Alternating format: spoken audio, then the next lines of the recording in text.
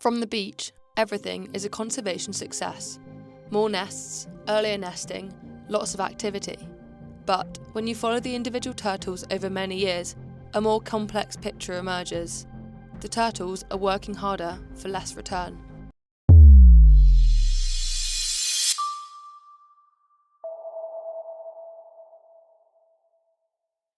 Hello and welcome to the Ocean News Podcast, an audio series in which we take a deeper dive into the most important stories and biggest headlines from the oceanographic newsroom. I'm Eva Cahill, the editorial assistant here at Oceanographic, and today's episode takes us to the sun-kissed shores of Cabo Verde, home to one of the largest nesting populations of loggerhead turtles in the world. But what happens here on these beaches doesn't just affect one island nation, it shapes the future of an entire ocean population. And over the past 17 years, scientists have uncovered a warning hidden beneath what once looked like a conservation success story.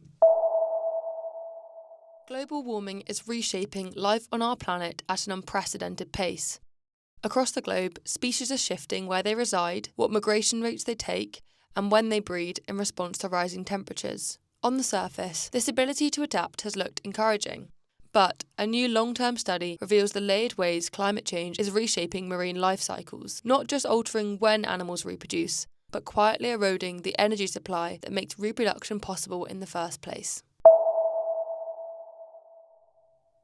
The study was carried out by researchers from Queen Mary University of London and conservationists from NGO Project Biodiversity. They observed loggerhead turtles, listed as vulnerable on the IUCN Red List, across Cabo Verde, home to one of the largest nesting populations of loggerhead turtles in the world and the most important in the eastern Atlantic. Over the course of 17 years, researchers found that these turtles are successfully adapting to warming temperatures by breeding earlier in the season. They are also, due to the heat, able to lay successive nests more quickly within a single season, because warmer sand speeds up egg development.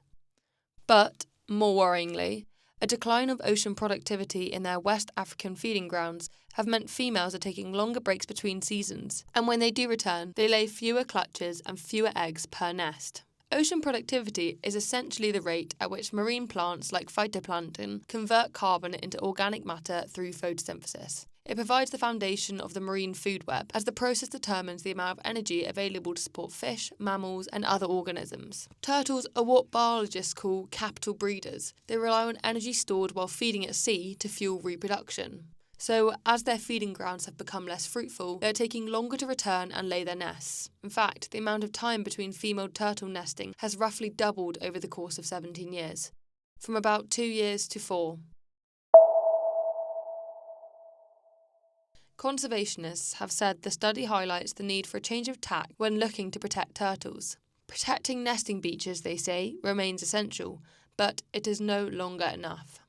Kirsten Fairweather, co-lead author and scientific coordinator at Project Biodiversity, said, "From the beach, everything looks like a conservation success. More nests, earlier nesting, lots of activity. But when you follow individual turtles over many years, a more complex picture emerges. The turtles are working harder for less return," she added.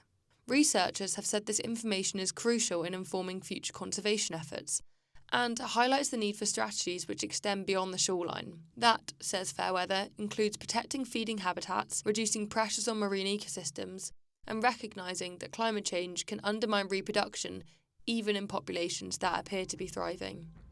As the ocean continues to warm and productivity shifts, the study suggests that the future of the sea turtles will depend not just on their ability to adapt, but on how quickly conservation can adapt with them.